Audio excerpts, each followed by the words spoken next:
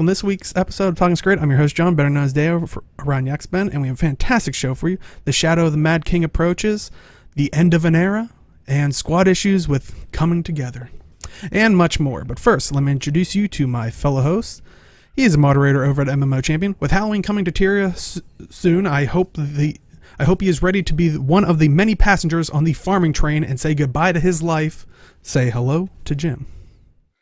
My engineer is already a flamethrower spec engineer, so I'm already there. Fantastic. You're just waiting for it to release, which we'll talk about today. And he streams over on Twitch where he answers the age-old question, do you think Halloween will bring us some beloved GVG, even if it is Gargoyles versus Griffins? Say hello to Age. That would actually be a fun boat. There we go. No, you know what? I kind of want that now. And that would be like a new event that they could put into the game, and people would be happy because there's something different. Well, they'll be happy once they get to play it, but when they call it GVG, people will be outraged by it. Oh, well, like, this is what you were wanting, right? GVG, right? That's comes once a year. Yeah.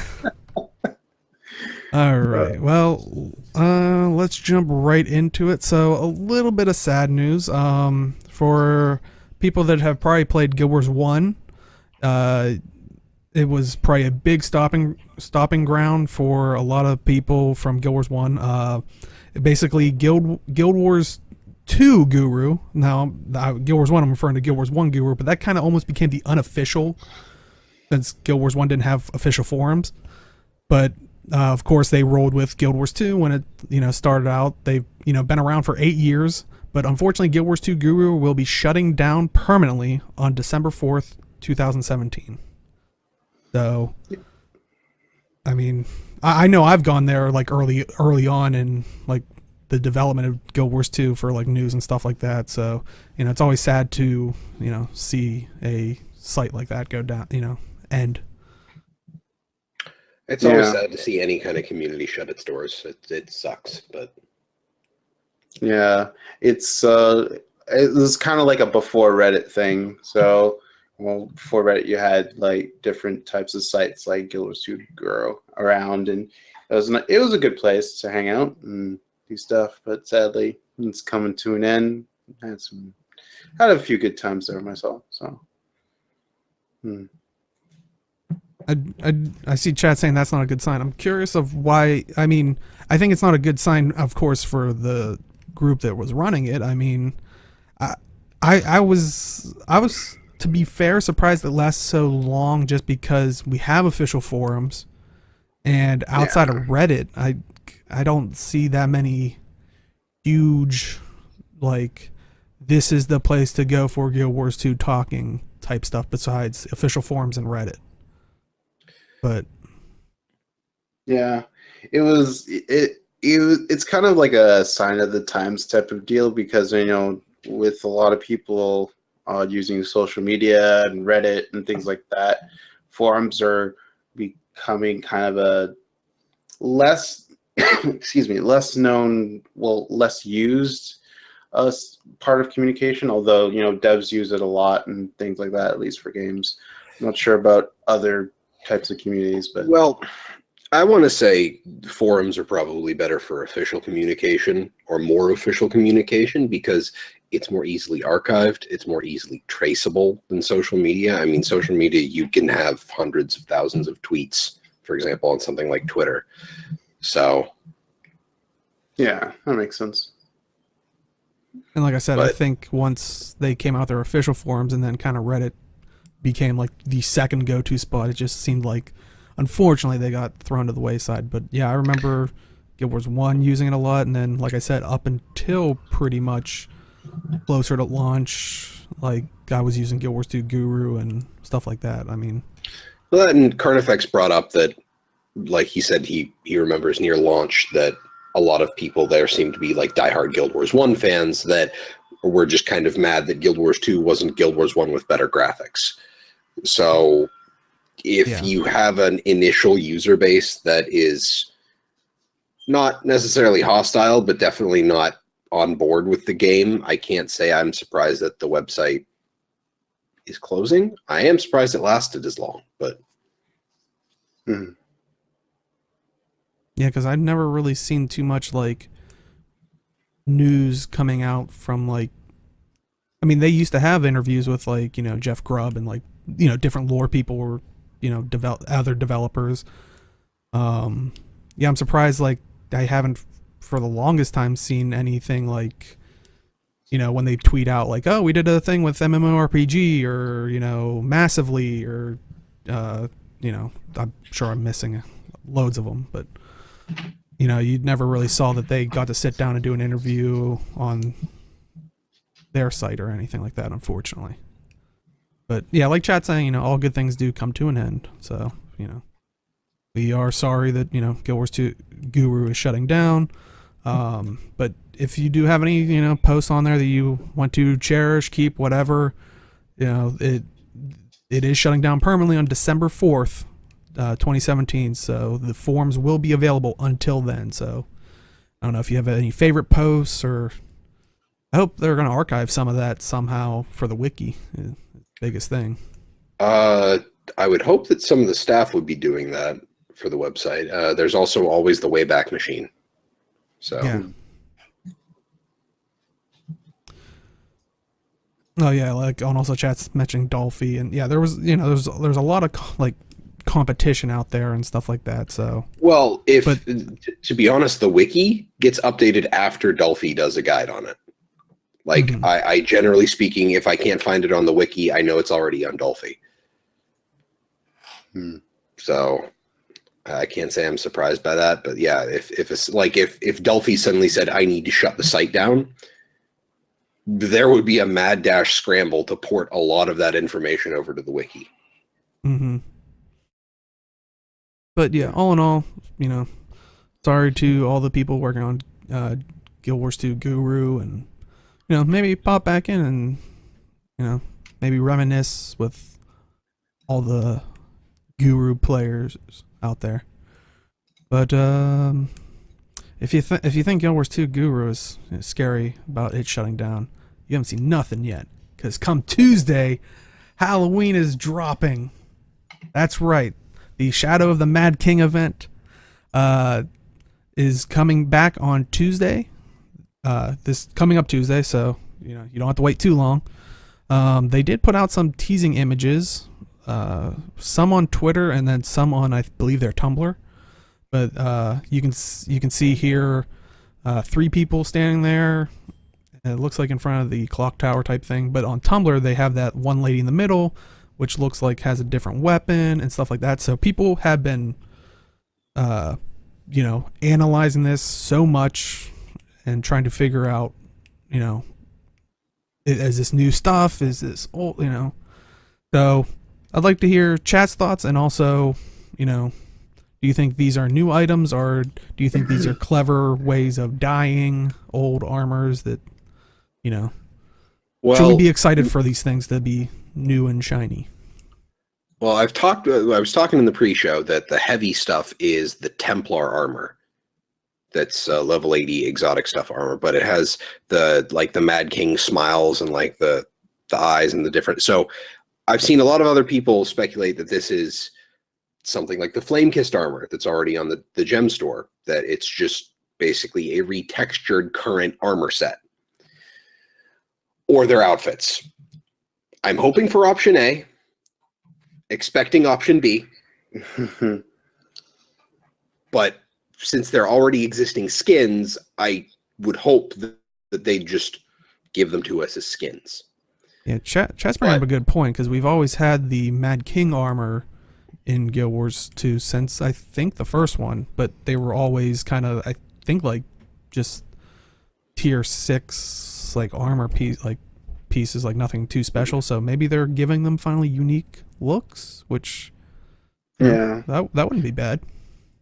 And then I did see somebody say that they're hoping that the dagger isn't the legendary, and I don't think it is, because they said that the legendaries are going to come out with story updates. Yeah, they said it was going to continue with Living Stories Season 4, which I don't think they're considering holidays as season stuff anymore. Yeah. They did, No, I think, in it's- season 1, but not.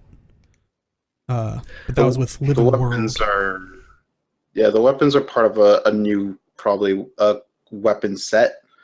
Because you see, there's a staff that the light armor person has, and it's the same as the dagger. So it might be because what, the gargoyle stuff came out last year for the Black Lion weapon ticket Yeah, set. I don't know if it's a black line. It probably will be, but Well, considering they look like they have particle effects, they look like they're pretty involved, so they're probably going to be Black Lion skins. But that, and I'm with Carnifex and Zlin. I want the paper bag skins. Yeah, there's a lot of things that are floating in the data of the mists that have been sitting there for, I think, since launch, like Halloween. It's yeah. Maybe one day. yeah. But I'm hoping these are armor. Personally, and I agree with what Chat was saying, and we were talking about it. It kind of looks like reskins, but slight variations of armors. Like, definitely you can tell the one on the far left is light. The one with that you can see now on the Tumblr as well was more medium, and then like Jim was saying, it's like the Phalanx armor, or no, you said Dark Templar, is the heavy. So it'd be weird if they were outfits, but not Because gonna roll the them medium, out. I think the medium is nobles. For the that looks like the noble set. I really can't remember. I think that coat I've seen though. But Okay, Chat saying the left one is apprentice armor with different shoulders, gloves, and mask. So heck, maybe we're getting different like head pieces and stuff, and maybe not the whole outfit. Maybe these are just certain pieces that are and the rest are re-dyed, possibly. Well, who knows? it's interesting that you say that, because the armor on the Templar, like, it looks all of it looks like it's Mad King themed. Like, the helmet has like the tips of fire, the Mad King shoulders, and tips of the gloves as well are like lit in orange. So it makes me think that they're either going to be armor pieces or an outfit. I'm honestly hoping it's going to be armor, and that we have to do collections for them. Like, we have to do Halloween stuff for them, and I feel like that's a good way to rehash the old events, but in a different way. Yeah. I completely agree with that. I would love going into the labyrinth with more of a goal than just mindlessly farm everything. Yeah. And it would probably make people play, like, I think that was the issue last year, was like no one would ever touch the skeletal horror that was in the bottom right corner. Like, is that was it the Lich or necromancer one? something? It was the Yeah, the Lich. necromancer. The one with the chainsaw. No, the chainsaw Well, no, one would pop up out of the wall anywhere. The Lich. Yeah, the Lich Oh, one, where basically if you didn't break the break bar, which, I mean, if you're going with a random group, it's hit or miss. I thought that was the one that had the crazy amounts of retail that would just wreck you if you kept it. Well, I think it was based on how that. many minions it spawned as well. Yeah. So yeah, it could overwhelm people very easily, and then basically shut that corner of the map down. So They should just put like they should just put small chills on auto attacks, and that way they can actually break bars. Because everyone will just press 1 and it's all good. oh, you're evil. Yeah, but they nerfed the frost gun, so. Or this is like a crumbling labyrinth. I mean, do what they did in season 3? Just put rocks everywhere that you could just throw them at people and it'll do the break bar. Yeah. That's what I'm noticing on my Guardian playing Firebrand. There's not a lot of CCing break bar stuff. I noticed that too, yeah. It makes it difficult. But yeah, we're kind of talking around the content of the Halloween event. Do you guys? They didn't announce anything new. They kind of just throw these teaser images out. Do you think there's going to be new events, returning events that we haven't seen in forever? Maybe even maybe what's your hopes and what do you think's gonna be the actual thing? I hope they actually fix the issues that they had with the labyrinth. That was just because they're working on hot, but I don't know if they actually fixed it now. But yeah, hopefully that works this time around. Do you think we'll be able to use mounts inside? I've seen people bring I that up. don't think so. No. No.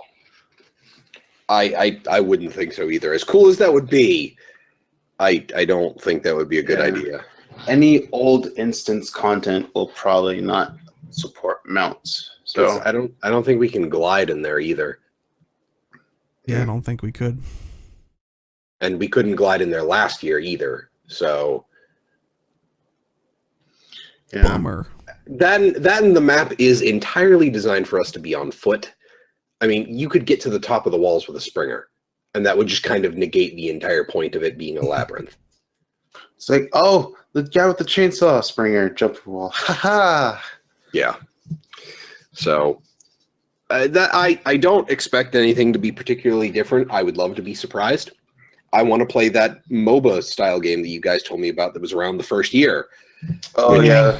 I've said I wanted every single Gorham year, but Yeah, they took it out in 2014, I want to say, with Ascent. I forgot. It was Blood and Madness. that and I would actually love to be able to finish the story instances, because those haven't come back and I didn't have a chance to finish those. I like what Chad's saying. Plot twist, chainsaw also have Springer. I was thinking you get on the wall, all of a sudden the Mad King just plucks you and just is like, what did you think you were doing? Just like flicks you across the map or something. I will say, though, that Halloween is a pretty good time to get some mount skins. I'm just saying. Just saying. I mean, like I was joking in the intro for Age about like Griffins versus Gargoyles. That Gargoyle kind of like the ones that they made for Halloween really share like the Griffin skin structure. So the Mad King Gargoyles as a Griffin skin would be fantastic. Yeah. That would be a really good idea. Hey, Net, we want to give you money. Just don't put them in an RNG box. Oh, God. Yes. Now I'm worried because they did the glider last year. I'm like, oh. Oh, maybe. Yeah. But any final thoughts on Halloween event? Yeah, I can get stuff for Nightwing. Yeah, you can always work towards Nightwing, which for people that don't know, that's a Ascended shoulder piece that I think there's no skin for it, like shoulder wise, but it's just almost like an aura of bats around you. Yeah. But I don't think there's an actual shoulder skin per se. It was Night Fury. Sorry. Night Fury. I mixed it up with the pistol. The Nightwing's the pistol. Okay. There you go. We can also probably get Nightwing as well, because I'm sure those will all be back in full force. But other than that, so that hopefully, like we said, hopefully there's no RNG boxes for Halloween. But let us talk about, it's kind of hit general gaming as well. It's kind of hit it mainstream even then, but we've talked about in the past. Loot crates around the game and gambling, and we'll probably also kind of relate it back to Guild Wars 2, and I think we've all talked about this in the past, and about basically black line chests. Are they truly gambling, and loot crates in general? Now, now the interesting thing is, and I think I think it started kind of with, I mean, everybody's noticed it, but I think Total Biscuits made like a 40-minute talk about loot crates and gambling and stuff like that. And he was basically kind of saying to ESRB and the other rating groups that this should not be the case. These are gambling. These should raise the rating of the game to adult only or something like that. Because if it is gambling, it should be 18 or over, because that's usually the law of pretty much, I think, a lot of countries for gambling. It's an interesting topic to bring up. I have to think about it a little more. So I'll let you guys go first. So I've been following this. Jim Sterling on his Jimquisition series has actually been talking about this a lot with Warner Brothers' Shadow of War for the sequel to Middle-earth. Shadow of Mordor. Yeah. So Shadow of War, the one thing I've been hearing in the and Mac, let me get to that point in a minute. The one thing I've been hearing in reviews is that in order to get to, and I'm not, I hope I'm not spoiling anything for you, Mac, but this is kind of a point to this, is at the end of Shadow of War, you have to go through many, like a string of very difficult missions that feel like you need to grind using the Nemesis system to increase the power of your army to beat these levels. Now, the only reason I bring this up is it seems that it was mentioned in multiple reviews for people who got advanced copies of the game.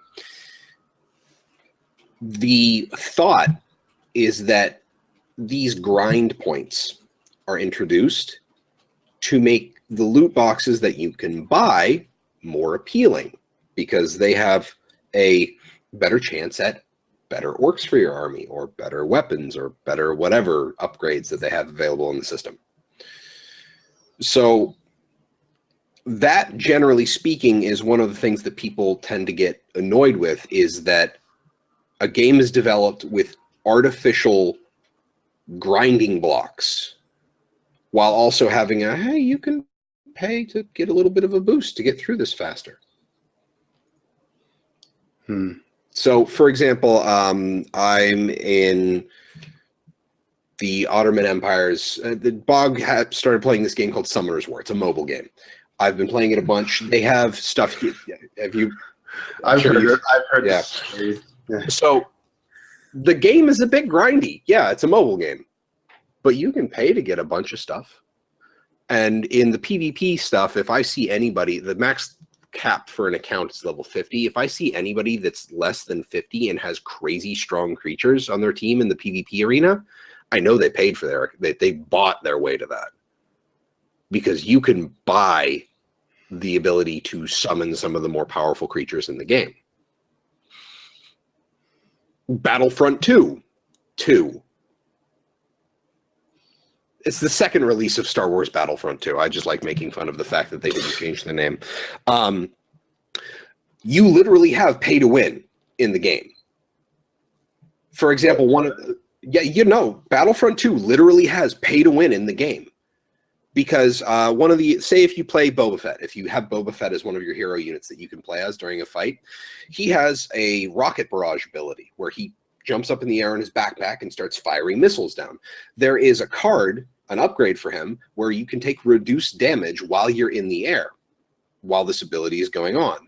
But the tier 1 ability is a 15% damage reduction. The tier 4 is a 100% damage reduction. Yes, and this lasts for a solid 5 seconds, so you're immune to all damage while you're up there. Wow. And this is not solely... This isn't solely like these are abilities for hero units that makes them crazy powerful because they're supposed to be crazy powerful.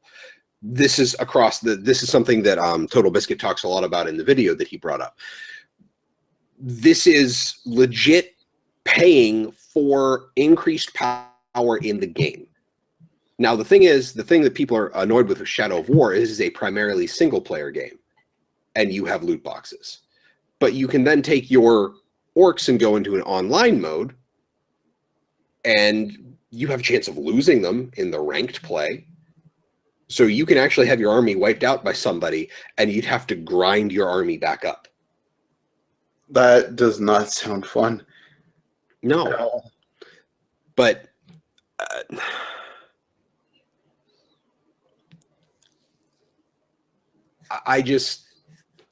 it's one of those things where, yes, the ESRB says, well, you don't get money out of it. Money goes in, but money doesn't come out of it. It stays in the game. My problem there is that these things all have equivalent value to cash. especially in the case of something like Guild Wars 2. You But can you can't turn. cash out. You can't cash out into your pocket, no, but there is still equivocal value to dollars. You can still say your account has X amount of value. Inks talks about he likes to see his account value go up. You can turn that gold value into gems into dollars. Mm-hmm. No, you can't. Well, you can't turn it from gems into dollars, but you can say my account is worth X $100. Yeah, but you're not allowed to sell it. I mean, that's against the terms of service. I mean, granted, still people do. But, I mean, there's no way to get money back out of the system, which is, I mean, that, you know, I see chat talking about it, and it seems like a lot of stuff the chat's talking about, and I was going to also bring this up, was a lot of what people have watched Adam Ruins Everything. I know he did one on gambling.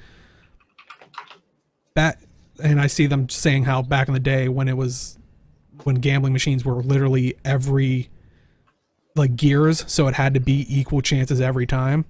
It was a lot less addictive. Nowadays we show near misses and stuff like that, which, to be fair, I don't know about other games loot boxes. I know Guild Wars 2, they don't show near misses oh, you could have had the thing that you wanted. No, they clicked over. It doesn't show an actual slot machine type thing.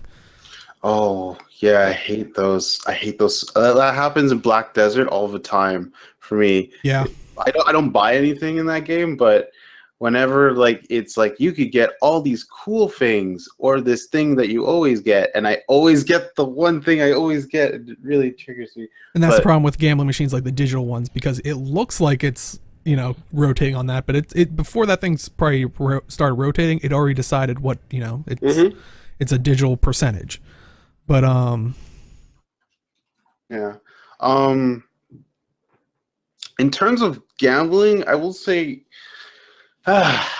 it's not, it becomes gambling is what I want to say, because the game doesn't become gambling. It might, and I don't think there's research that poses this, but it could turn people to gambling. It could be a gateway drug to gambling, but the game is not gambling itself, which I think is important to note. Yeah, so there's ecto gambling in Guild Wars 2. Literally, that is, well, let's be honest, that is kind of gambling, but in an RP type of environment where you lose all your ectos instead of all your money. But that's okay, because that is entirely in-game currency. Yeah. So in terms of let's say Black Lion chests, I guess if you're going by the definition of you're taking a risk in order to get a desired result, let's take the Elementalist sword that a lot of people wanted, right? So if people really wanted that sword and they say, okay, I'm going to buy 20 boxes, and no matter what, I'm not going to buy any more. Let's hope I get my Elemental sword. They open all the boxes, they don't get it. It's okay, maybe I'll buy 20 more, and then they continue, they don't get any more. And it kind of keeps going. It could possibly go into that. It depends how much self-control you have, I guess, in that respect. In terms of it being gambling, I'm going to say yes and no at the same time. It's kind of weird because, yes, you are spending a lot of money to get a desired result. There's equal value in what you're trading, but at the same time, it develops some sort of small addiction, temporary addiction. So that's why I'm not going to say it's gambling, but it's kind of gambling at the same time. And I think I've argued with this a lot of times because, people are like, it's a gamble. Well, you're using the word as a risk. Everything's a risk. But it is not gambling by the, I think the gambling board that ESRB referred to.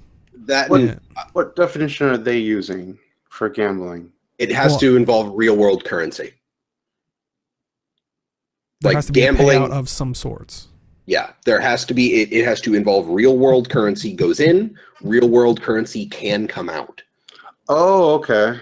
That's what they're saying. But Mithrin also brings up the other point up above, is that it's not gambling by the technical definition, but it does it does cause the same kind of brain activity as gambling. Mm-hmm.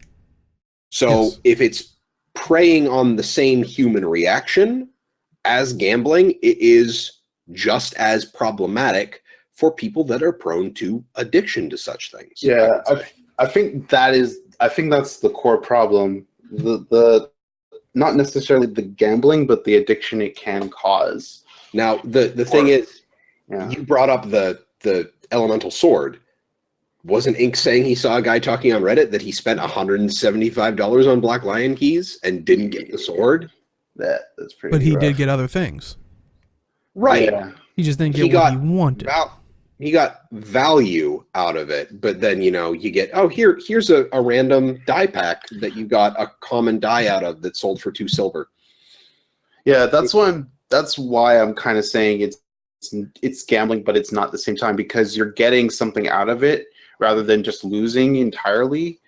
But at the same time, you're not getting what you want. That's the weird thing. It's a gamble, but it's not gambling, is the unfortunate thing. And to go back and answer Chat's question of since when is gambling equal to addiction?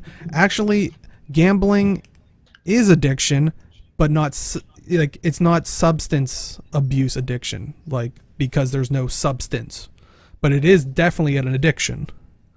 Yeah, no, it is an actual psychological addiction. What's the book, Deo? Well, now they're on the DSM-5, or if you're overseas, the ID-10.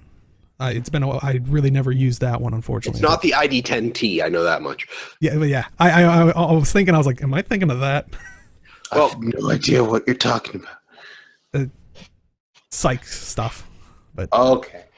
But and Mithrin does have a point, is that people say I opened 100, I'm bound to get something on the next one, but it's the same percentage chance every box you open.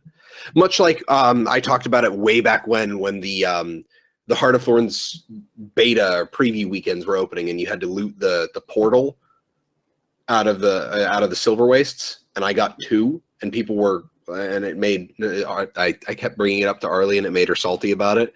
And it's just like, me having 2 doesn't mean someone else can't get any. Yeah, but you still have 2. Every 0. But that's the thing, is people perceive it that, oh, he has more than me. Clearly, he has something that someone else should have gotten. But the chances are the chances every single individual time. What Mithrin is talking about is a weighted chance, so that the farther along you get, I can't remember if it was in World of Warcraft or what, but there was a talent or a trait in an MMO I was playing that you got a stacking crit chance. I think it's actually in Diablo 3. Is you get a slowly there were some stacking. skills where it was like, if you don't crit, you increase it until you crit. Yeah, it's basically it was a legendary. That's it. It's a legendary effect. It's like you slowly increase your crit chance, and when you crit, it resets. That's basically what people want to see in something like this. Is you get, as you open Black Lion chests, there's an invisible counter on your account that says you didn't get a rare, you didn't get a rare, you didn't get a rare, and as you keep going, your chances to get a rare increases. Mm-hmm. But again, it's not any given rare item, but it's a rare item. So having something like that would ameliorate the perceived issue with this. Now, the second thing, and this was actually when I was following along with, I follow Riker on YouTube. He does a lot of Diablo 3 and Overwatch news. He was talking to one of the development leads of Diablo 2, who went on to work on a Marvel mobile game. And in order to unlock characters on that Marvel game, you had to collect tokens. And once you had X number of tokens, you could unlock that character. He said that the problem was when you just have a chance to get that thing, and that's literally the only way you have to acquire it, it feels bad to people, because it's like there's it feels like you have less of a chance, like you have less. You don't really feel like you're working towards something. It could just randomly, you're like kind of like walking around a circle instead of like, okay, I'll progress towards it. Because I don't know if it was a mobile game, but I know a lot of Diablo 2 devs worked on the ARPG Marvel one that was, I think now it's called Marvel. That's the one I was talking about, yeah. But they added a system where I think what you're talking about is it, like they could, like the character unlock could drop from the world, but it was so rare you could buy it straight out, or you could have these, I think they were called splinters or something, And then once eventually you got could so form many those. of them, yeah. Yeah. Okay. So the other thing would be to have a Black Lion, a rare, like not a Black Lion ticket skin, but a Black Lion rare item shard or something, where as you buy Black Lion Black Lion chests and crack them open, you get, it's kind of like the sprockets that were there for the season 1 stuff. Like I remember we were talking about this day when this came out, is, you know, eventually you would just get enough of them that you could just buy the rare item that you want. Like I said, yeah, I was gonna say I was hopeful about it because it reminded me a lot of ESO's crown crates, which are basically RNG things. You always get something out of it, but it's, you know, probably something you don't want. But if you got multiples of something, or like little things that you didn't want, you could break those down into another currency. I know, another currency.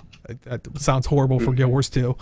But then you could go to those, you could save them up for multiple years because it used the same currency. And you could just go in there and go, okay, I have enough for the legendary mount that drops out of there. I'm just going to straight out buy it with these currencies that you can only get from breaking down the gem store, like their crown store, but gem store stuff out of those crates. So you had to buy the crates. You could get lucky, but if you were just horribly unlucky, eventually you could, you know, buy it. I think a lot of games should implement something like that. I know Overwatch does that. So if you get duplicates, you just get a little bit of currency back, and then you can buy whatever you want if you didn't get your item. Well, that, and they also added in like a higher duplicate protection. I follow the account, the Overwatch YouTube account. I remember when Jeff Kaplan was talking about that. That, and honestly, I think in the short term, I think this would reduce their profits. I honestly think, because people would have to buy fewer Black Lion keys. But I think the benefit, even to them as a business, is this would get more people to buy Black Lion keys in the first place. So I think they would see fewer spikes in revenue from Black Lion keys, but I definitely think they would see more overall Black Lion key purchases. Because when people feel like they're getting, like I mentioned before, you get the die, because you can get what? You get the guaranteed item and then 2 commons and then maybe a rare from a Black Lion chest. Yeah. So those 2 commons, you could get a revive orb and a die pack. Do you feel like that's worth 400 gems? Or like 150 gems? Personally, no, but yeah. And that's what I liked about the ESO system. Say if you got these boosters, you're like, I don't want the boosters in, I'm just going to leave them in my inventory. They're going to take up space. You can turn them into, you know, salvage them, I guess, for, you know, it might only give you like 5 gems, but these legendary mounts were like, maybe I think like 100 gems. So yeah, if you're just getting boosters, it's still going to take you a while, but at least you have that end game, which, I mean, I don't have the stats for it, but personally for me, I barely play ESO. When I was actually subbing to ESO, it gives you basically, for $15 a month, it gave you 1,500 crowns, which was kind of the equivalent, and then a bunch of other, you know, special things. Yeah. But I a lot of times I would use that to buy those crates. So basically I was spending, you know, $15 on those crates because I knew, you know, I at least got some, if I didn't get something I wanted, I could, you know, salvage the thing and work towards something I did. Guild Wars 2, I do my key run. I don't personally buy that many Black Lion chests. I will say I did buy, I think, 5 this time when they brought out the pup, and then realized, yeah, that's always that horrible, you know. So lesson learned, I didn't buy any more.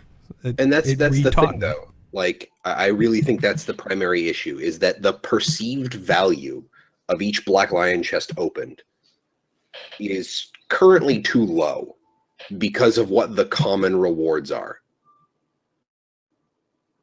I think that's the biggest issue I have with it, is that unless I see that yellow item pop up, I don't feel like I get my money's worth out of them. So when I spend money on 5 keys, like I've done randomly in the past, if I don't get at least one thing, I feel like I wasted money.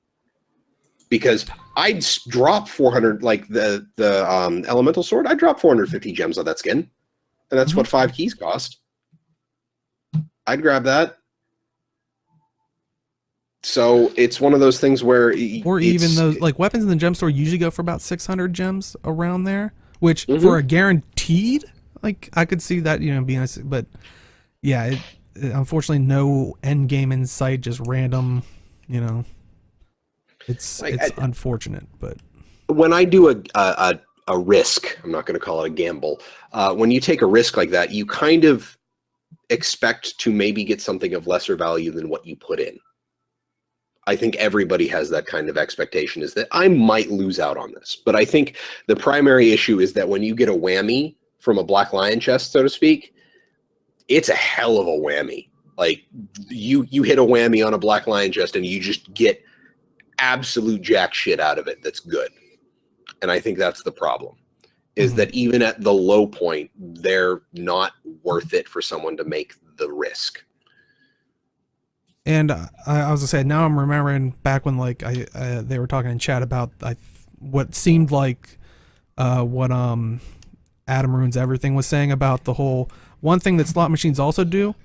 You know, they show close wins, but then they also like this is why it's kind of, you know, slippery slope for gambling and gambling machines is they actually can calculate, oh, this person's starting to not pay as much or buy it or spend as much. We'll throw them 1 credit. Like, hey, you want a free game? Like, hey, I won something. What does the Black Lion chest do? Hey, we'll give you you might get another key. Like, you get to go again. It's like, hey, you know, I'm up. You know, that worked. It's so they do take gambling elements, but still technically, you know, seen by the ESRB and seen by gambling boards, not a gamble. But, you know, and if people are thinking we're siding with, you know, that personally for me, I think this is a bigger issue of we need to, you know, look at the political side of, you know, the DSM as we were talking about, and the I'm kicking myself of I don't remember what the international book is. I think it's like ID 10 or something like that. But changing that language where if it's affecting the same brain, like spots of the brain, it could potential and make it a separate category if you need be, because if you think gambling is just the physical payout of money, I think that's a dated way to look at it personally. I mean, it's all about the brain, the dopamine reward. That's where it matters. I mean, yeah. The international thing is Peggy, but I was talking about the psychology. That's for Peggy is the game reviews board. Dayo's talking about the compilation book of I'm gonna look it up real quick because it is bugging me now. But you guys can continue. I'm reading a whole bunch of these. It's like gambling games. Apparently, bingo is a gambling game. Because you pay money for a card and you can win money while you play bingo. I see. And another one, I have no idea how this is played, but Deadpool is a gambling game. Okay. And also, for the record, it's the ICD-10, so I was close. ICD. Yeah. Deadpool is a game of prediction which involves guessing when someone will die. Oh, yeah, that's where he gets his name. But I think the primary issue here is that we talked about it before, is it preys on the same brain processes as gambling. I really think the ESRB needs to, and Peggy, I think the gaming boards of the world need to say something about it before governments do. Because that's the only reason gaming has, in America, I know, because I actually did part of my senior project in high school on this, the ESRB jumped on rating games before the government did. Yeah. Yeah. The ESRB is a completely voluntary thing. Like the ratings is just completely by itself. We need to protect ourselves with ratings before the government does it. Yep. You don't want the government to do it. That's a whole nother conversation that I don't want to get into. Yeah, that's true. But I definitely think that they need to make a statement that's more just, it's not gambling. That something needs to be said about it. And the only problem is they'd also might even hand wave it for the stuff that's online only. Online gaming interactions aren't rated by the ESRB. Well, they always do say experiences do change online, which is just such a open term for a lot of MMOs that they use. But a lot of people think of it as, oh, well, that just means you can't control someone else's language. Right. But it could potentially mean, oh, we're not responsible for you, potentially considering this gambling. But I don't know. It's a really rough spot to be in. Or Goldshire on Moonguard. Huh. It's an interesting topic for sure. Mm-hmm. Yeah, hopefully there's more. Hopefully this leads to some more stuff, or at least talks about it, or because as someone that had to surf through the DSM, not so much the ICD-10, it tends to be very dated. Even when it is updated, it's very dated because this almost feels like politics to me as well, because it is. But anyway. Okay. Okay. That feels as scummy as talking politics. Mac, I honestly don't know what they should say, but I think that trying to wash their hands of it is the wrong reaction. I don't think that just saying it's fine, which is essentially like them not saying something, is basically them agreeing that it's fine. Yeah, basically, I think the ESRB said that they would reconsider it once the gambling board would update their standards, and since it's not, that's gonna take forever. Yeah, and I think then Peggy actually agreed with the ESRB, and they didn't actually put out a statement. They just said, yeah, we agree with the ESRB. Yeah, but yeah, that's definitely a big topic. But this I don't want it to sound like we should get everything for free in Guild Wars 2, because I understand it's a business. This was my one worry when they said we're not going to put any armors in the gem store, it's all going to be in game. I'm like, oh, that just feels like we're not going to get any armors, because they are a business. They have to make the money. If you think about it, expansions they sell, but that's probably not where they're making their money. It's microtransactions, which luckily for Guild Wars 2 are cosmetic. Guild Wars 2 is never going to make money on box sales, other than a quick burst of cash, because it's a buy to play game. So once you have that initial surge in purchases, you kind of peter out on that. So you make the next one. Yeah, and ultimately that's what I agree with Mac. It's like they are well within their rights in the law. It's just, unfortunately, I think the law personally is behind on it. And like I said, this is as far as I'm willing to get into, because that's heading towards the politics and that's. Yeah. But yeah, hopefully we see in the knowing how things work, coming years, things start shifting around. But any other thoughts on the loot crates? More rambling in the after show. Yeah, well, I definitely would love to talk more about this, or if you're watching this on YouTube, definitely. And maybe even think of ways where maybe ArenaNet could monetize the game through the gem store. That's not, the loot crates or black line chests. I know they said they didn't want to put armor back in there, but if this is how they're gonna make money, there we go. Let them put them back in, so they can actually make a game where when you see the item, that's what you're buying, not a chance at buying it. I would be more happy with that. I mean, in the end, it's not great, but they are a business. They need to eat, sleep, have all the fun stuff as well as us.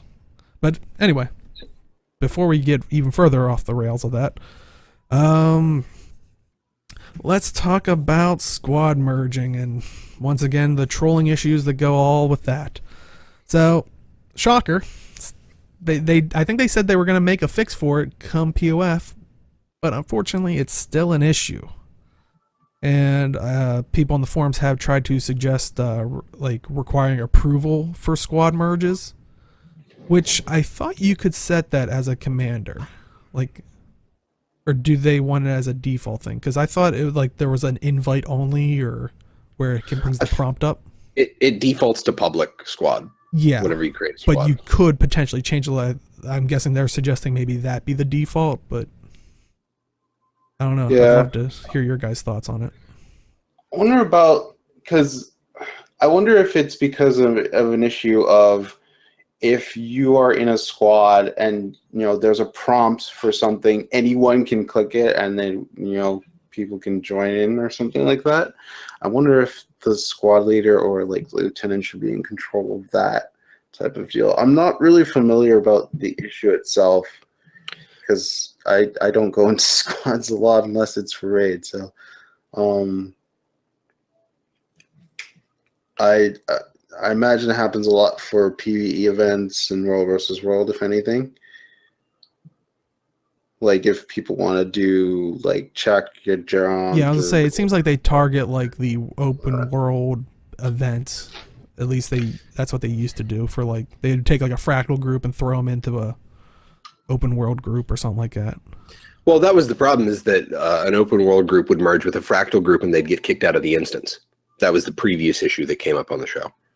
So this one is it'll be a squad merge and it'll fight for whose squad description remains the actual listing in the looking for group system.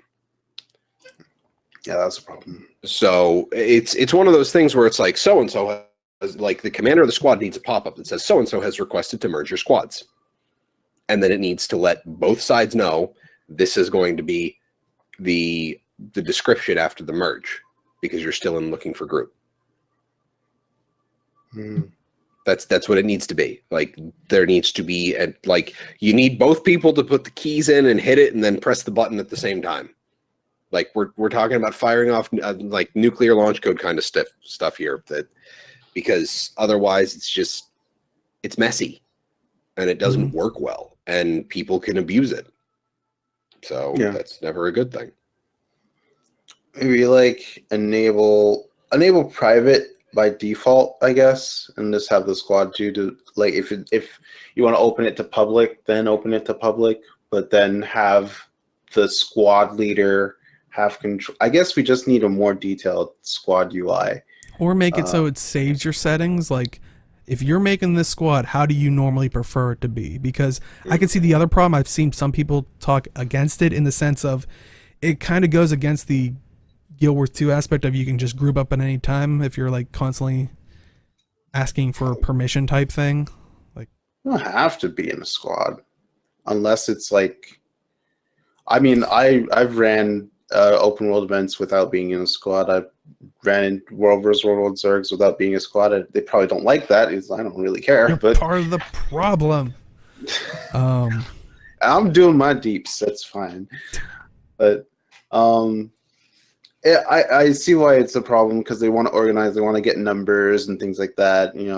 I completely understand that, and it really is irritating when you get thrown off or your LFG changes or you get ported to a different map and things like that. So yeah, I guess a little bit more details in the squad stuff and include some restrictions and probably just give the squad leader control and under the option to confirm merges of squads and things like that. Okay. So open chat's saying maybe 2 option boxes of open join or open merge. So Yeah, there you go. That's a good option. You're muted, Jim. It's like I have to hit that button twice for it to actually unmute. Let's not give the devs another checkbox option out of things, like with moving the compact bags option. Well, Mm. yeah. I mean, it works, but I really just think that the squad UI needs a better design. I don't think it's a well-designed system at the moment. Oh, really? Yeah. Well, I need you to elaborate on that a little bit. Well, then give me a second because I need to actually log into the game to look at it. Okay. I don't use the squad UI often. Well, while you're looking that up, chat's also elaborating on their two option boxes, and they're saying if you are in a squad and try to join a squad that is not open merge, you get an alert that asks, do you want to leave your squad and join this other squad? So that's on top of the whole two option boxes of open join and open merge. Yeah. Or then we're going to have checkbox wars too. Yeah. It would be like if you merge into another group, like who gets to be the leader of the squad and things like that. Well, technically, I would say that if you merge to another group, then you give up your rights and you become a member of that squad. Yeah. Like if you opt into someone else's group, you are joining as another member. If it somehow randomly gives it to someone, there's other trolling right there. Someone hijacking someone's squad, like so. Exactly. Then it becomes a gamble. Oh my god. Speaking of no, we already did that. No, you stop it. Let's see here. Create squad. Okay, so you've got the squad and the commander of who it is. I don't know if that shows up to other people. Edit squad message, raid, lock subgroups, allow members to send invites. View as grid. Okay, so first and foremost, the mode I think needs to have not necessarily just a checkbox. There should just be a mode, and it's just you click raid, 10-man raid, squad mode, yes, 10-man raid, squad mode. Like the default, I don't think it should just be checkbox to raid mode, because it would be so much easier to just have a toggle that slides back and forth that says squad raid, and it just is a little slider. So that's something. Lock all subgroups. What does that mean? Now, we know, because we've played the game for a while, that that means that people can't move themselves around in subgroups, right? Mm-hmm. If someone just buys their commander tag and looks at this what does that mean? There's no tooltip on it. There's nothing that shows up there. A little tooltip pops up. Like, I get that's a checkbox option. That's okay for a checkbox option. Allow members to send invites. That makes sense. That's a sensible option. Edit squad message. I don't know what that means. I don't know what that does. Like, isn't that pops up a message to your isn't that squad? the message to the squad, I believe? I think maybe, but is that just when somebody joins? Is that when you do something? Is that a squad announcement? That's when you join, I'm pretty sure. Okay, so again, when you click edit squad message, there needs to be a little thing above the text box that says, this shows up whenever someone joins your squad. It doesn't have enough information in it, and I basically have to Google what this is. In order to figure, like, I have to go into the wiki or Delphi or something to have something explain this to me. Allow uninvited players to join. Yes, anyone can join. Yes, with approval. No. That makes sense. That's a good option. That's well designed. View as grid. Now, I get that because, you can just toggle it and it changes the outlook. Don't mind that nearly as much. Now, the last bit is choosing your commander tag. I honestly think that at this point, they just need to get to... You have the commander tag. If you have it, you have the catmander tag and have them show as white, and then have a little palette box where you click on the palette and you have a selection of colors you can use. Because as they keep adding these commander tags, that menu is just going to keep getting bigger and bigger. And what the hell is going to happen when you've got like 30 different commander tags that you can make use of? Yeah. So I see chat was saying they still want an option to create a squad without the commander tag popping up. We've talked about that in the past of like that. I think that would be a great guild feature. Like if you're running around with guildies and you just want it to be like a guildie group, like you know. I want a private squad. Like I want when I make it a private squad, I don't want anyone else to see my commander tag. I don't want people glomming around me when I'm trying to do stuff with my friends, and we happen to have more than 5 people. I will say though that the UI for squad UI, I would agree that some of the things need better understanding when you don't know when it's your first time. But at the same time, I kind of understand because you don't want to make huge long sentences for UI. It's kind of like you don't want to do like UI over UI over UI just to get your point across to 2. You want to have as less windows as possible to do. It has to be concise. Yes. Yeah. But the problem is they're looking for brevity with the squad UI, and it's too concise. It only makes sense to people who already know. Yeah. That's an interesting point. Yeah, and that's Savage brings up the point exactly. It's like when we would do guild missions, we squad up, but what's the tag doing? So it would be cool if you can hover over a tag on your map and it would have a description of what they're doing. Like the squad message? Yeah. Well, it's not the squad message. It's more like you're not in a squad, but you see a tag on your mini map and you're like just highlight over it and it says the name of the person, but it also has like a small maybe it could leave us alone. Like raid, private, events, something like that. That's the thing though, is that would be a great place to tooltip the squad message. And when you click create squad, it automatically brings up the squad message box that says. So the only problem is that with that is the squad tends you use that as like a message that will pop up in front of your face, so the commander can be like, okay, now we're attacking this place. If they're a Havoc squad and they just see we're attacking this place, they might have people glom on, which that would be the only issue. So you'd have to possibly separate those two if that would be the case. Yeah. What I'm talking about is if a person wants to know what the tag is doing, type of deal. But you don't have to join the squad to know. Fair enough. Yeah. It'd be like a nice thing. It's like just one word saying what they're doing, like events, private, or World vs. World, raid, whatever. Yeah. And the private tag thing, like the invisible tag, would be great for Havoc squads. Yeah. So. Well, we got a lot more out of that than I thought. Yeah, a lot of cool ideas from chat, and hopefully something like an update to it.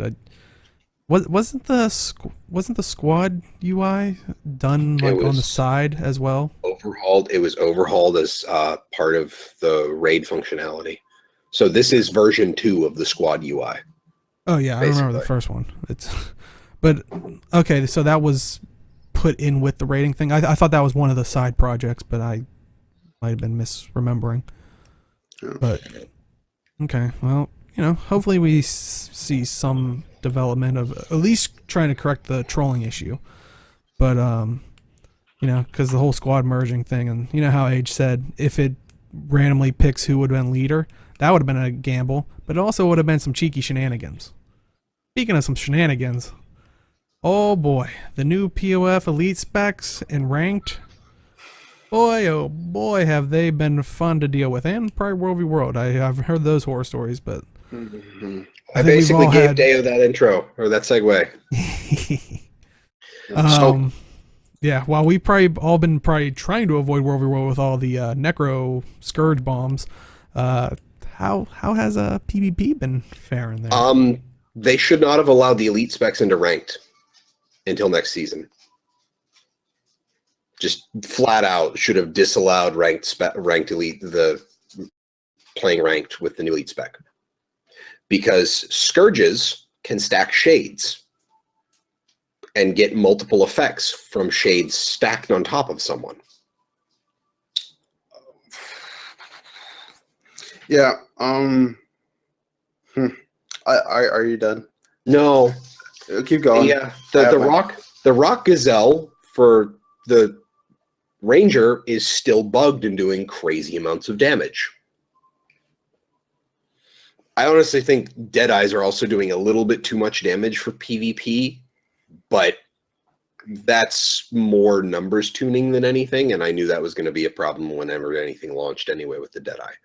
But I think one of the bigger problems is that Deadeye does not give up nearly as much mobility as people seem to think with Go Prone, especially with all the other blinks that you have as a thief. But the primary issue is that and Firebrand needs nerfed in PvP pretty heavily. Really? Support Firebrand. Oh, yeah. Oh. You can if you can hold out 1v5. And you can win a 2v5 fight depending on who your +1 is. Like, no one should be able to live that long under high pressure from multiple enemies. But Spellbreaker, I don't think is nearly that bad in PvP. I do think Spellbreaker is a problem in WV because the boon stripping is a much bigger deal in WW, and there is a lot of AoE boon strip on the Spellbreaker that will just wreck people. So, but the problem is I don't really have much faith in them actually using the skill split abilities that they have available, because they've shown that they really don't like using them. But that's my bit over. Age, after you. Well, just to hop off that point of skill splitting, I know a lot of people have been saying that more and more, especially with new elite specs. But I'll start with Spellbreaker. I'm in the same camp of, like, I feel like Spellbreaker is challenge. I don't think it's OP. I think it's challenging to fight. I've dueled them as a thief, and it's very tricky. You have to. The one thing I would like is that, and it's the complaint I have with Dragon Bow Longbow 5 is that there's no AoE ring telling you the range of the attack, and for full counter, that when that hits you, I'm surprised at the range that it can hit me with. It's like the Great Sword Berserk on Berserker. It feels like sometimes, and I feel like at that range it shouldn't hit me, but it does, and I have like 4 condies. I'm like, well, crap.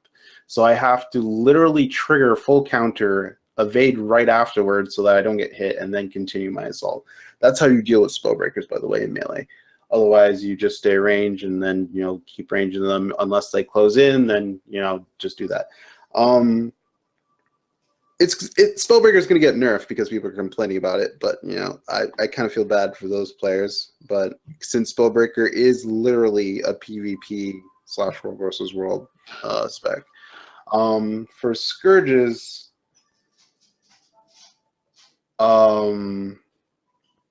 yeah, they need to just get nerfed in PvP. It's too much.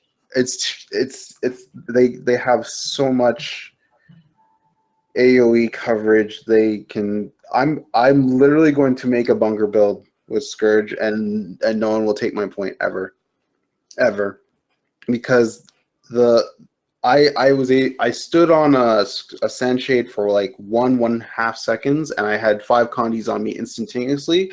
One was 14 stacks of torment. That's pretty insane. Working as intended. What's wrong with that? What? See, and that's where I think the skill splitting would actually work out well, because if they don't have to nerf it for PvE, because I kind of like it, because Necros need something in PvE. Just let them have it in PvE. But the problem is they won't get that torment output in PvE, because very few enemies buff themselves like that, and all of the Scourge corruptions go from boons to torment. It's more for having a place in raid and in fractals and things like that. Like, just having damage in general would be very nice. Also, the bug with the shades, I don't know if that's still happening, but yeah, there has been. Yeah, I was gonna say they mentioned it in the AMA, but I don't think they've corrected it yet. Nope, there's been nothing in the patch notes for it. Yeah. That's my jaunt on that. Renegade I haven't tried yet in PvP, but I heard it's like not good. But I'll still give it a shot and see. What else we got? Firebrand. I haven't fought many Firebrands. I just fought Dragon Hunters. See, they're fine. Don't touch them.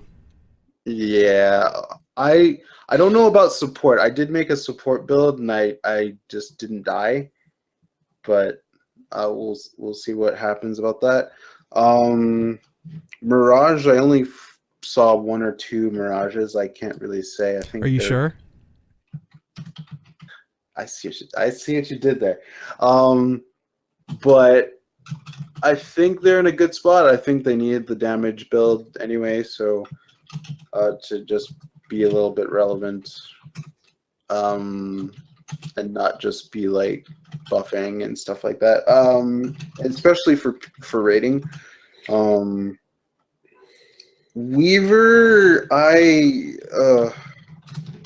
kind of torn on that. The pain in the. I'm not sure what to think, because I know like Phantom plays a lot of Weaver, and it's like good, but every other Weaver I see just dies. So I haven't seen Malthanis play Weaver yet, so that's. I'm not gonna. Oh. There you go. So like I'm like I don't know. I don't know. Anyway, what's the other light armor? I already talked about. Hollowsmith is pretty good. Yeah. The reduction that they did before Path of Fire launched, I think, was okay. Well, that was just a bug with the Heart of the Mists, they said. Okay, so yeah, I think it's a fine place, except for Sword. Sword needs buffs. Actually, I think Weaver Sword needs buffs too. I don't really know since I haven't played much of it yet, but Hollowsmith Sword definitely needs buff. It needs something. And Deadeye isn't that great. Personally thinking, unless you're bringing rifle, but if you bring rifle and then there's an enemy thief, you're gonna die. No, you're not, because they're not going to focus the other Deadeye. If you're a Daredevil and the enemy has a Deadeye, you just jump them. But that's the thing, though, is a Deadeye doesn't do the same things a Daredevil does. The Deadeye comes to the team fight and picks the target, and then they kill you. But the thing is, there are 2 roles that a Daredevil can actually, well, 3. There's +1ing, decapping, and if you see an enemy thief, blow them up before they blow you up. And it's a lot easier to do on a Daredevil. It's a lot easier for a Daredevil to destroy a Deadeye. It's quite, actually, I could say Dagger Pistol, if they have a rifle anyway. So that's why. I've seen pistol, but if they run Berserker, they're just really squishy. So if you look at them the wrong way, they just die. So, and Soul Beast, fix Rock Gazelle, and I'll be happy. I just think that a lot of these issues could have all been seen in unranked, and I think that allowing these to be in ranked in the middle of the season is kind of like, I don't know, in the middle of a soccer match, allowing people to use their hands. So it kind of throws off the actual ranked purpose of ranked. So that's my opinion on that. Yeah, exactly. And see, people agree about the minion thing. With the Necro, I loved doing. Just as a side note, I really like that story mission where. It's a bit of a spoiler, sorry guys, but I love that part of mission where you just control a whole bunch of undead and you just go around killing things, and I really wish they could implement that somehow for Necros. If you're the second player, you get to be undead. Oh. Do you get controlled? Like, I don't want to go there. Leave me alone. No, you have full control, but you just have the same abilities that. I'm hopeful with that one because I said it last week. It seems like that is utilizing that AI that they showed at GDC that was used a little bit in Hot. So it looks like they're still using it a little bit. I hope to see more of it. It would be really cool. Because no matter what, if you set that the AI to ranged, they have, and this is using it very simply, but if something walks up to it, it gets out of its range. So like its requirement is that. Now, if you have AI that can switch different behaviors depending on situations, then that makes it a little more elaborate thing than the AI that we've seen in the past. So hopefully. Oh, I will say though that I don't think they'll do major changes to the professions just yet until the new amulets come in and stuff like that. So the Celestial might like change the game a lot too. I was talking to Savage in chat. Like I don't think they should make any further changes to Scourge other than fixing the stacking, because that could easily change the entire balance of Scourge. Exactly. So. Yeah. Well, any final thoughts on the elite specs and ranked and all that fun that's been happening? All right. Well, let us move on to the gem store. We talked about in the before of more definitive ways for us to purchase things. Well, luckily we don't have any RNG boxes new this week. But always thank you to Dolphy.net. Check out Dolphy.net so you can spend your gems more wisely. First up, we have the Faux Fire Greaves, which you can get for 500 gems. They are the new thing, but they also put out a package of the Faux Fire's Armor package, which is 1,300 gems, which has the previous Faux Fire Mantle, the Faux Fire Wraps, and the Faux Fire Greaves. So if you kind of want all three of those at the same time, you do save a little bit of money from buying them all separately. I think it's like 200 gems. I wonder if the people who bought the mantle and wraps feel like ANET are the foes, and that ANET are now under fire. And you're going to feel my fire, my rage on the internet. Oh, I gotta stop hanging out with you, Dale. This is turning me into a terrible person. But yeah, the wraps are cool. I mean, it adds onto the other effects. I wonder if you'll just get a whole set eventually. I would no. I would think that's cool, but unfortunately kind of what Jim's saying, probably not, because every single piece we've had in the gem store never completed a full set, and now that they've come out with a armor package, I think that's them sealing the casket on that one. Because I don't think I've ever seen one with 3 pieces before. Wasn't the Vagabond? Vagabond? What does that have? It's got the one with the giant, bullhorn looking thing. That's it. Or I don't know if it's Vagabond. I don't know if that's the right name for it, but it's... I can't think of the name. Also, the pirate one was only a hat, gloves, and boots. Mm-hmm. Oh, okay. Huh. But also, I think the one that Jim's referring to, the Shadow of the Dragon, was helm, shoulders... Gloves. Oh, yeah. Okay, yeah, that's true. But... Yeah, I can't say. I have the gloves. I'm not going to buy the pack, and I'm not going to get the boots. I don't dig the sandals. Mm-hmm. Not a fan. So yeah, I might get the Greaves, but yeah, I'm a little I was one of those people initially that I was like it's not like it was even out a long time. It was kind of pretty quickly each piece. I was like, couldn't you have just I mean, it's great for the people bundling, but usually it was every other time it was oh, this thing's been out for a year and now it's at a discount. And I was like, okay, well, you've had a chance to, as some people say, you get to walk around with it for a year before it was bundled with something and made cheaper. But this one, I think it was maybe 2 months since the first ones. Yeah. So it was a little bit less time. So I guess, it's only 200 gems, but yeah, part of me was like, oh, that sucks. But I was like, yeah, all right, well.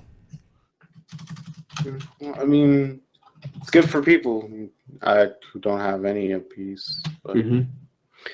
It's always good that they bring stuff like this back. Mm-hmm. Speaking of bringing things back, but slightly changing them, the other thing that came out was the Zaishin Puppy. It's a mini, of course. You can get that for 400 gems.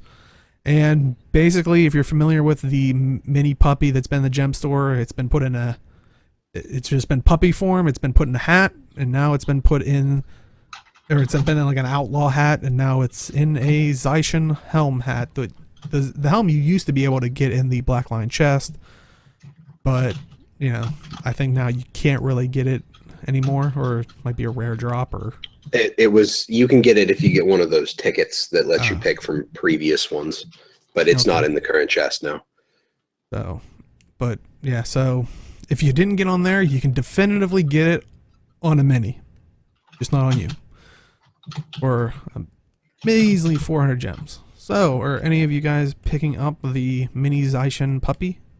No. I will not. I'm not a mini person, so... I'll say, sadly, yeah, I think none of us are in the mini market. Inks will probably get it. If you really want it, I guess. But, it's definitely cute. I mean, it's kind of funny that it is a dog wearing a Pound of Balthazar helm type thing. I mean, future like, dog in training. Yeah, it's like it's aspiring to be something. And then it's like suddenly becomes a Hound Balthazar. That's how it works. Oh, that'd be amazing. I wear the helmet for years. Then you would become one of us. But also some returning items: the Crichton medium armor skin, the Profane light armor skin. Are both for 500 gems. You can get the Flame Kissed light armor skin, the Flame Walker medium armor skin, and the Flame Wrath heavy armor skin for 800 gems. The Grenth Hood skin for 500 gems, the Phantom's Hood for 200 gems, and Shadow Die kits for 125 gems each. 5 for 500, 25 for 2,500 gems. Do remember, those are those ones that have a chance of giving you the exclusive ones from that chest, or common ones that you can find in the game normally. So I don't think anybody's opinions on those have changed. If I'm not. What we're saying is, don't buy the die packs. I mean, it's a risk. Ha! Let's not get back into that. Well, it was a gamble. It's a risky gamble. But you still get something in the end. You don't end up with nothing. So, but Jim's right. Let's not get back into that. If you have multiple characters, I would suggest waiting for your birthdays just to get the dies. Yep. Mm-hmm. And last up, we have the Community Corner. So this week, we're going to talk about Pink Day in LA by Gamers Giving Back. I think we talked about it in the past. But yeah, I didn't know about this. Apparently, they're coming up to their 10-year anniversary, which that's huge. I mean, if for people that don't know, Pink Day in LA is mainly it's been done in Guild Wars 1, brought into Guild Wars 2. It's an event to raise donations for worldwide cancer research, and apparently their party this year is in LA, of course, and it's Pink Day in LA, October 21st. So definitely check that out. We'll have their website and stuff in the description if you're watching us on YouTube, and we'll throw it in chat here for anybody that's curious to donate for a very good cause. Yeah, but it's a cool thing that they do every year. I don't remember because I kind of wanted to help and participate by streaming. I don't know if they do anymore, but I think they do. I mean, they did the Quaggan Waddle or March that they did last month in September. The Quaggan Waddle, yeah. And they had people streaming it, so yeah, I think they still stream it. Yeah, I might look into that, but ooh, I mean, good cause. Why not? Definitely. Yeah, they're always looking for people to help. I know for the last couple months they've been doing meetings. I've seen on their Twitter and stuff like that. But yeah, definitely a good cause. I know Arena loves it because I still remember. I think I've said this last time we talked about Gamers Giving Back and Pink Day in LA. When they had that in Guild Wars 1, so many people were trying to dye their armor pink. That's kind of like one of the big traditions. Well, Guild Wars 1 was a lot more challenging to do that because you literally had to mix the primary colors. Yeah. And people were trying to find that perfect shade of pink. Well, eventually ArenaNet was like, we're going to put a vendor in. I think it was like one gold, which for Guild Wars 2 standards, it was basically 1 copper. Like, it was very cheap to buy it, but you could buy literally pink dye, so you didn't have to worry about mixing but very awesome, great cause. So definitely check it out, or if you can't throw it was 50 gold. Okay. Well, it was still pretty cheap in the grand scheme of, which is like 5 silver now. Yeah, it's still very cheap, but if you I think we say this in the past was, supporting your fellow streamer, but even with a case like this, if you can't, throw money at the situation, if you have Twitter, retweet these, their notices, or, tell other people about it, like, spread the word. That helps just as much as, throwing 5, 10, 20, however much money into it. But I think they do now every year have, like, if you donate, if you put your server name, they try to see who's the most giving server. So there's always that like little level of competition as well. There you go. But yeah, so that's once again, definitely check that out if you're interested. We'll probably talk about it again when they actually do their stream. Once again, October 21st. So definitely check it out. But I think that is it for this week. So, Jim, where can they find you? I can be found on Twitter at MouthanusMMO. You can also find me here on twitch.tv/TalkingSkrit every Wednesday at 7 p.m. Eastern Standard Time for our Zero to Hero PvP night. Next week, it might actually be Fractals because the season ends on Tuesday. So we kind of tend to do the Fractal stuff in the off-season, though I think me and Chev and other people might be running unranked just to get used to some of the new elite specs. But, come on out, join the fun. Wait, so if you guys are running Fractals, if I go for Zero to Hero when you do Fractal Night, does that count as me PvPing since it's a PvP thing show? You did it last lull between seasons, and you asked the same question, and the answer is no. It didn't change? No. It's in the miss. It's all the same, right? Can't change that much. Oh, darn it. Oh, fine. Anyway, Age, where can they find you? You can find me on Twitch, Twitter, and YouTube at Age Night Road. I put out a vlog earlier today. I'm gonna be putting out a PvP video next week, hopefully. And I'm still kind of swamped with stuff, but I'm gonna be going back to the 1 video a week thing for YouTube. So awesome. And you can find me at simply_Dale on Twitch and Twitter. And if you are popping at the very end, we do an after show, so do stick around. Also, we do have a community Discord. If you're watching this on Twitch, it's in the info section. If you're watching this on YouTube, it's always with the link. It's in the description with all the links that we've been talking about this week. So, if you definitely want to, like Pink Day in LA, or talk more about the where we got the information for like the Dolphy stuff, all that stuff. That's always in the description, so you guys can check that stuff out easier. But always thank you this week for the people that hosted us, Sundora, That Chevron, Jaibu Cool, and 7-Bit Brian. And as always, we will see you in the game. Good night, everybody.